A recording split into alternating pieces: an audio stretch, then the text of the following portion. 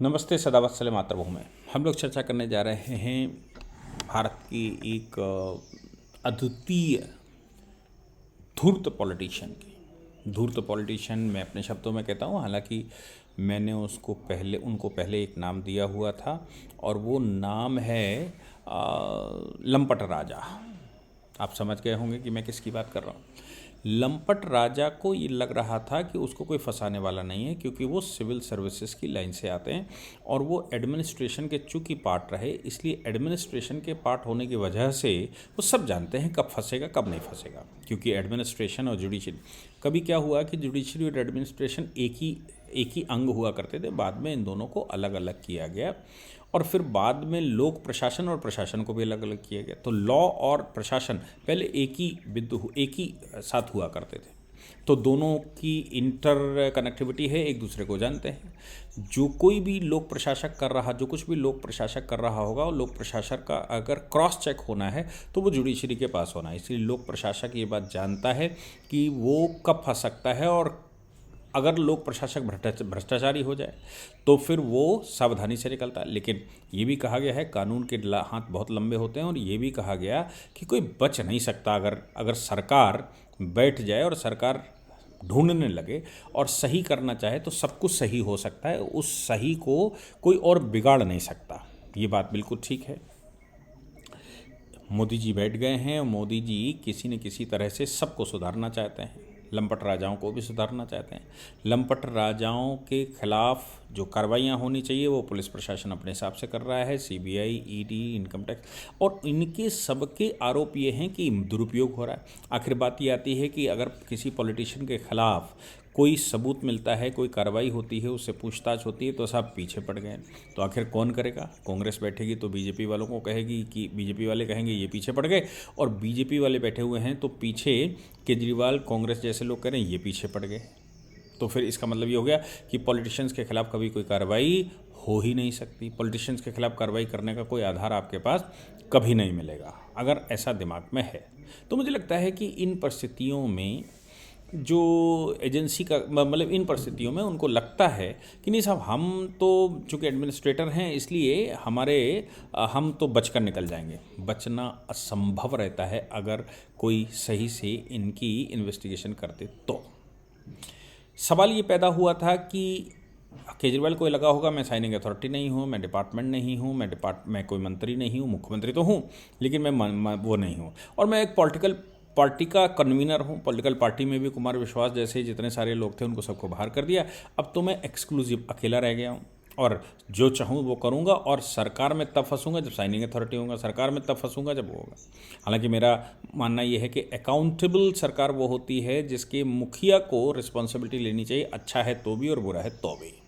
मुखिया अगर अपने मंत्रिपरिषद को सही से नहीं चला पा रहा है, मुखिया अगर अपने सचिवालय को सही से नहीं चला पा रहा है, मुखिया अगर अपने मातहत काम करने वाले एडमिनिस्ट्रेटर्स को सही से नहीं चला पा रहा है, गाइड नहीं कर पा रहा है, या इकोसिस्टम नहीं बिठा पा रहा है, तो ये मुखिया अयोग्य होता है। ऐसे मुखिया को भी हटाया जाना चाहिए।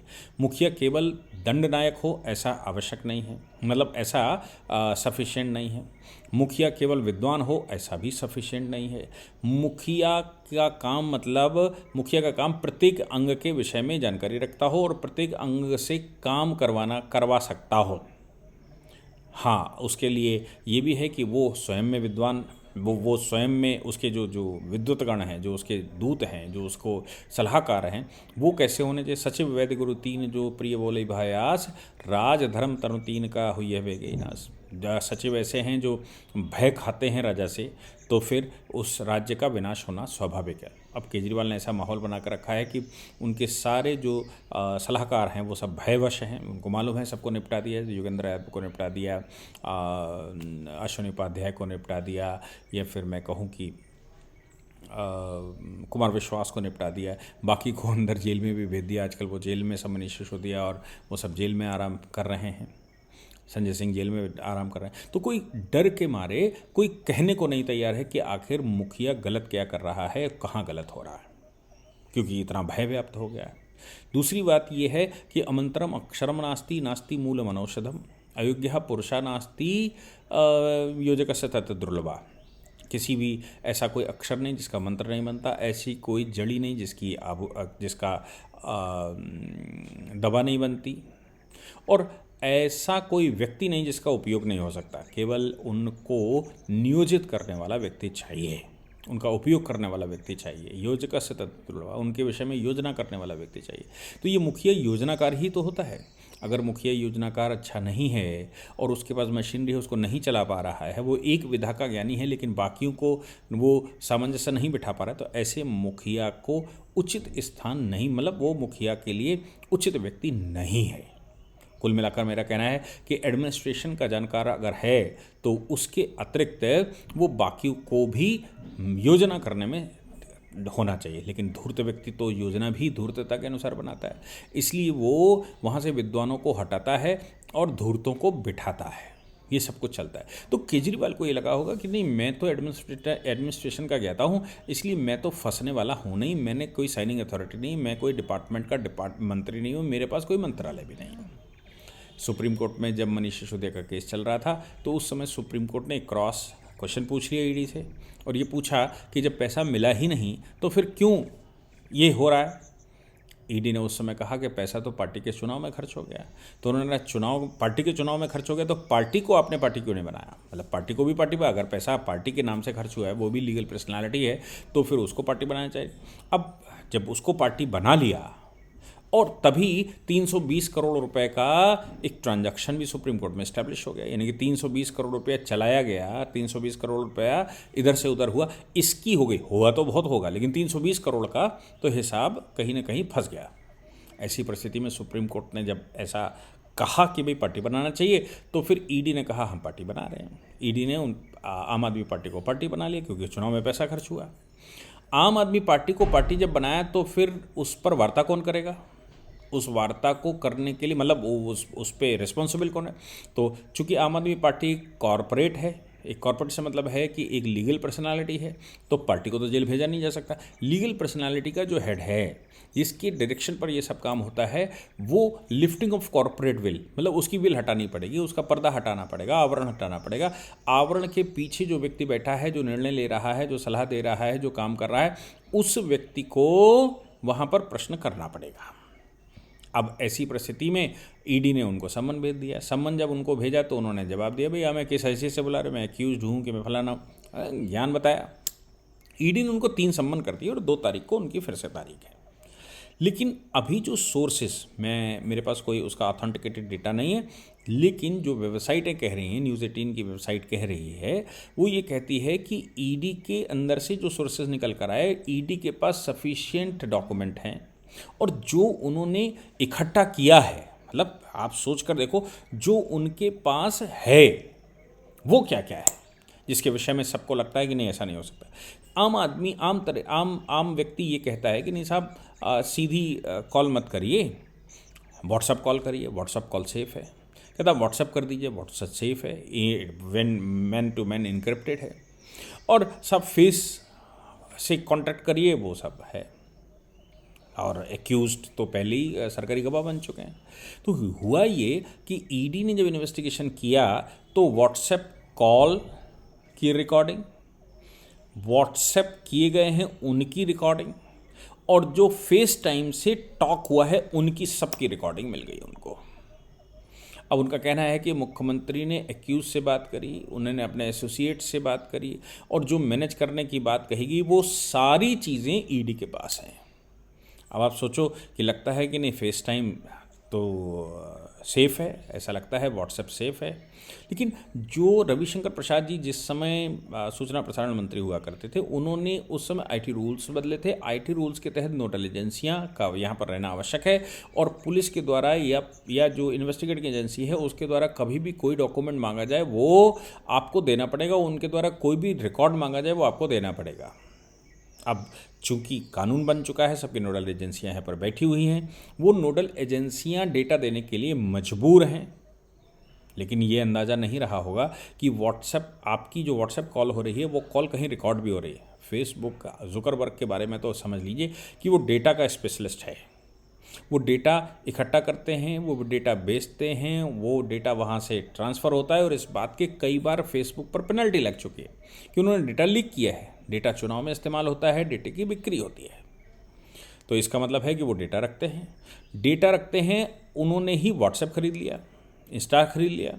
व्हाट्सएप चूंकि फेसबुक के पास है तो मैं भी पहले से अंदाज़ा लगा कर बैठा था कि डेटा तो इनके पास हो गई, भले ही कोई कितना ही इनक्रिप्टेड कहे, लेकिन जुकरबर्ग का जो स्वभाव है उसके अनुसार तो डेटा होना चाहिए। अभी जो डेटा होना चाहिए, इस डेटा को पुलिस को चूंकि अधिकार दे दिया है न्यू आईटी रूल्स ने, इसलिए ये कहा जा रहा है कि वो सारे रिकॉर्ड्स जिनके विषय में ये अंदाज़ा था कि ये रिकॉर्ड हो ही नहीं सकते, जिनके विषय में ये अंदाज़ा था कि ये हो ही नहीं सकता, जिनके विषय में ये सद्भावना थी कि नहीं ऐसा संभव नहीं है, वो सभी रिकॉर्ड्स इकट्ठे कर लिए गए हैं। अब मुझे लगता है कि ये रिकॉर्ड इकट्ठे करने का मतलब सीधा है, जो ईडी ने इकट्ठा कर लिया है, ऐसा सोर्सेस कह रहे हैं, इसका मतलब बिल्कुल साफ है कि इनके पास अब बहुत सारा सामान इकट्ठा हो गया और केजरीवाल का जेल जाना अब 100% तय मानकर चलिए। केजरीवाल के खिलाफ जो उन्होंने डेटा इकट्ठा किया है वो डेटा सामान्यतः लोगों के पास नहीं होता। सामान्यतः लोग ये सोचते हैं कि ये इनक्रिप्टेड है, ये डेटा बाहर नहीं आ सकता। वो सारे डेटा उन्होंने उन एजेंसियों से ले लिए हैं जिन एजेंसियों के पास उस ऑनलाइन का चक्कर है। और पहले से ये हम जान ही रहे हैं कि पहले से जो एक्यूज़ थे, जो मुख्य एक्यूज़ थे, उनको सरकारी गवाह बना ही लिया गया है। अब चूंकि सरकारी गवाह बना लिया गया है इसलिए वो सब कुछ बता भी रहे होंगे और ये भी संभव है कि मनीष सिसोदिया इसमें बड़ी भूमिका में होंगे। संजय सिंह को निपटा दिया गया है, ये सब जान रहे हैं। सत्येंद्र जैन को निपटा दिया है केजरीवाल की तरफ से, ये सब जान रहे हैं। भाषणबाजी तो हो रही, लेकिन हकीकत में आपको याद होगा कि चुनाव के समय पर जो दिल्ली एमसीडी का चुनाव चल रहा था, चुनाव के समय पर केजरीवाल से पूछा गया कि भाई मनीष सिसोदिया क्या होगा, तो बोले भाई अब मनीष सिसोदिया मत छेड़ दो, मैं यहाँ कूड़ा देखने आया हूँ, कूड़ा देखने दो।